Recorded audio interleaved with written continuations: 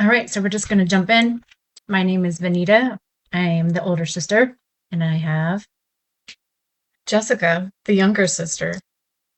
and we decided to do a podcast because it will be a creative outlet for us. And we feel like between the two of us, we have interesting things to say, at least to each other. So maybe you'll find the same, hopefully. We find each other very entertaining, so We're maybe the, someone else will. yeah, hopefully. Yeah. So, so the first question, I guess, is what's our name like for the podcast? We haven't thought that far. So to be continued, I guess, on that. Introduction. So, my experience, I am an RN. I started as a medical assistant, fresh out of high school, did Running Start. And then I did, from there, some x ray tech stuff. And then I was deciding that I wanted to do more, wanted to go back to school to be an RN, but I had to start from square one because none of my prerequisites would switch over. They weren't compatible, the medical assistant ones. I forgot about that. Yeah, took me a long time. Actually, it was a year after Sydney was born, my second child, that my uncle had a hemorrhagic stroke. And at that point, I was like, you know what? I should just go back. Who cares if I have to take things all over again? I need to be an RN so that I can be there for my family, be there for other people who are experiencing the same thing. So that was in 2011 then. So I started working on my prereqs very slowly, part time, while I was also working and also raising two kids, Redmond and Sydney. And finally got to the point where I could apply to schools, but then Washington State decided to revamp all of their RN programs. So I would just get all my prereqs done, and then they'd be like, oh, we've decided we're going to add this prereq now. So did all of those prereqs, and then finally started applying. Most of Washington State had um, lottery based admissions. So that sucked because you'd get more tickets, they'd say, in the lottery if you did all your prerequisites at their college. But since I was working at it part time, I kind of went everywhere. So I didn't have the advantage of having extra tickets for them to pull. Finally gotten to Renton Tech, which is ironically where I had gone for my medical assistant, and graduated RN 2018. Worked in a hospital, med surg night shift. Got my feet finally feeling like underneath me, even though I had all my history as a medical assistant and that stuff. It was still different type of work as an RN. Finally feeling good about myself, and then COVID hit, and so then there was COVID in the hospital. Worked for a year with that, and then decided I didn't want to do well. I felt like I was stuck on night shift, and there wasn't really any growth for me that felt like at that point where I was at. So I decided to look for something else and did home health for a little bit and decided I didn't like that for different reasons. Mostly, it still felt like a turn and burn, and people weren't really getting what they needed. Mm-hmm. And then I went back to like the primary care setting, so preventative kind of clinical setting, and I've been there ever since and enjoyed that. Um, I feel like I'm just rambling on. I don't know what else to say. My daughter has an autoimmune disorder, an autoinflammatory disorder that was diagnosed when she was about 3. So there's that we'll probably talk about at some point in the podcasts. My son has been pretty good medically wise, but definitely, the struggles of being the firstborn and being the example. And I'm sure he's got his things that he's had to work through. Definitely in the last year or so, big time with friendships and different things that way that have been difficult for him. So trying to navigate that as a parent, trying to help them get through stuff like that. For sure. And then, of course, trying to be an awesome wife. And been married coming up on 25 years now. So balancing that. And then now our parents getting older. and starting to kind of take more um, time to take care of them as well. So just always trying to find balance in life, which is hard to do when life is not balanced. Yes. I think that's me in a nutshell as far as medical stuff. We can talk about other things about me later. What about you? Well, first, I want to say about you, like, I don't know if I've expressed it, when you graduated for your RN and I came to that and saw you, and that was one of like the proudest moments of my whole life. Like, I just felt like full up to the brim. So proud of Aww. you because you worked so hard and for so long and for other people. And you're just like good examples of big sister. Oh, thanks. I remember you being there and like helping me with my makeup. Yeah. I had something else to say. It left. This is the other thing that we're finding is our memories are horrible now, and I think it's just a matter of being overworked, underslept, and stressed. That this, or with me being 43 now, maybe it's perimenopausal stuff. Sure, I blame it on like COVID brain, from 4 years ago. Sure, Sure. or motherhood brain. Sure, Yep. all of the above. Yep. None of that stuff.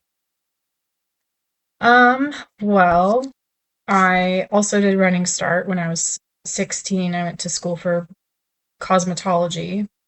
And during that, I got in a bad car accident and was injured pretty bad. Nothing like broken bones or gaping wounds, but all soft tissue stuff. And so I was doing a lot of PT and chiropractic and doctor appointments for that for a couple of years, but I managed to still be able to graduate with my high school uh, summer of '07, and then in July. And then I got my certificate for cosmetology in September. And I also got married in September. So that was fun. I did hair for probably 10 years, a little off and on because I had babies and I would take breaks to stay at home, but I always tried to do something pretty much in the beauty industry or just like motherhood, home life related, like makeup or cleaning supplies. But always kind of kept my foot in the door. I like helping people and making them feel better about themselves. Doing hair was such a great job because it was so creative. And every person that sat in my chair, it was like a different experience, different stories, different project. But I also have autoimmune disease and a few other chronic health issues that made me stop working, and I let my certificate for cosmetology lapse, which I still have mixed feelings about, even though there's no way I could do that now. It got too taxing on my body. But I have been doing much better lately, and I've found myself also now in caregiving. So that's been really exciting and awesome to be able to be well enough to help out and take care of people I love because my clients are family members. So, um, yeah, you said way more than me. I don't know. I should have I've written got that 7 down. more years of life, That's so true. Um, I think about how like close we were growing up. Well, I mean, we'd fight a lot too. Like I remember, I was the first girl in the family, and then you came along when I was 7, and I was so elated. I was just like, oh, you were like you're pretty much my baby, even though at least I thought I was. I would take care of you and hold you when mom was taking a nap because you were crying and she wouldn't get up. Later on in life, I realized that I probably made your crying worse because, they talk about the cried out method. Anyway, Oh, that's a whole different story. I don't know why she keeps crying. It's because she's waiting for you to pick her up, Mom. I didn't know that. I couldn't handle her crying. But at the same time, she told me that she would like come in or wake up and you'd be getting me out of the crib and you're like 7. And she's like, oh no, Yeah, don't pick up the baby. So, I did drop you a couple oh, times. that Sorry about explains a that. lot. It's you. You were the reason. Um, but and then I was really close to Paul, to our brother, and then you kind of grow up, you get married, you move out, and then you have this whole different life, and you still love the others, and you still think about them. It's just they kind of take a different priority in your life, and it's I kind of like mourn that. And I'm hoping with this podcast, even though so much time has gone by, that we can kind of reunite in a way too. Oh, I And kind of mourn that too. mm, Yeah. you know, so It is interesting how relationships just change throughout the years. Because I remember, being really young with you and you were just like awesome big sister and walking me to school and playing different games with me and making up hand jives and doing little gymnastic skits and dancing. Like it was just so full of awesome, awesome big sister in the house. And then there were the times where he would scream and mom would guilt us and say, all I wanted was a sister. yeah. And I'd always I knew, is there just one day that you can go, Jesse, without crying? Just one day. The answer is no. And you know what? Maybe I need to cry more. Hmm. Maybe I sucked it in. I don't know. Or like the other memories, like taking you to a movie and like denting the car. Yep, that was the same day you asked me if I could go one day without crying. Oh, Oh, no, no, no, that was a different day. That was for the Lost World.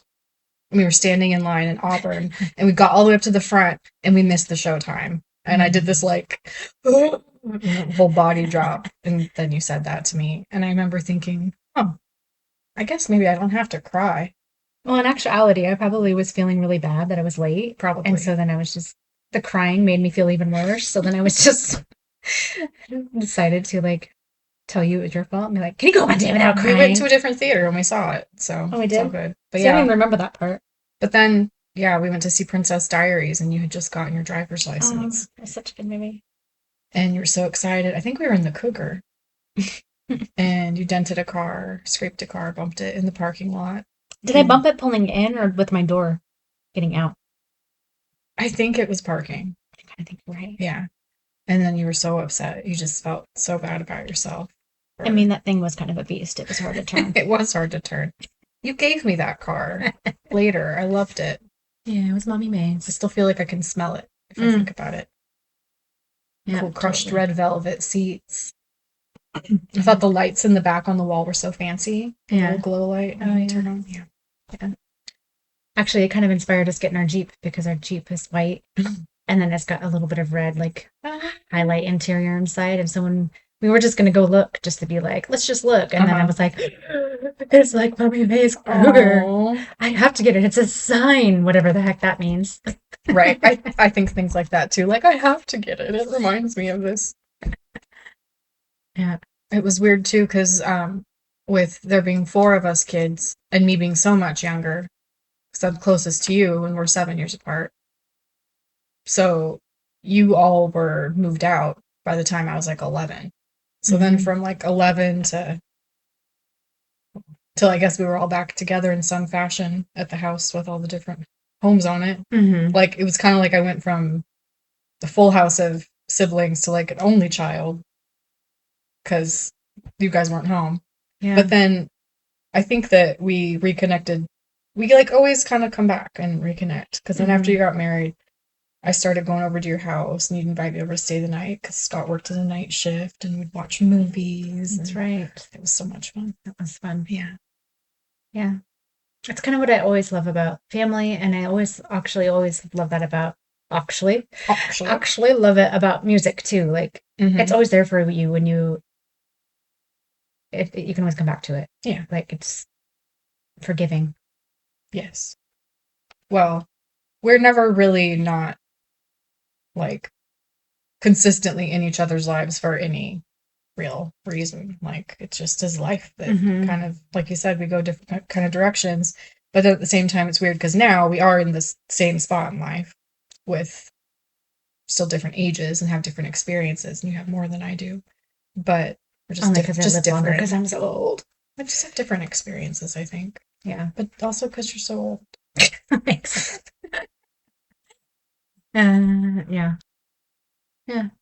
So I guess we're just kind of hoping that other people can relate to kind of where we are in our line of time.